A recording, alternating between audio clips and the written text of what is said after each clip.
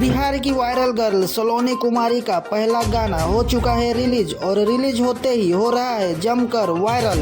और साथ ही सलोनी कुमारी ने इस गाने में बिहार की जनता को दिया एक बहुत ही अच्छा संदेश।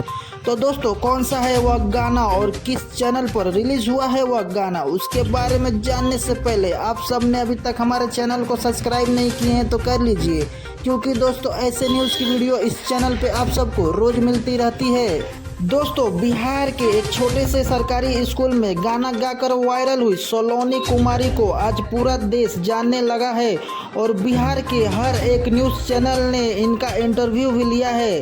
दोस्तों कल शाम को सलोनी का पहला गाना रिलीज हो चुका है और रिलीज होते ही जम के वायरल भी हो रहा है। दोस्तों सलोनी कुमारी के पहले गाने का नाम है दारू भगाओ कलम धराओ।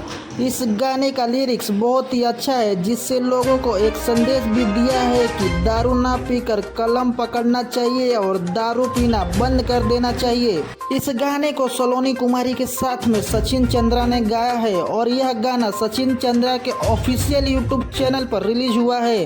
तो दोस्तों आपने अभी तक इस गाने को नहीं सुना है तो सचिन चंद्रा यूट्यूब चैनल पर जाकर एक बार जरूर सुनिए।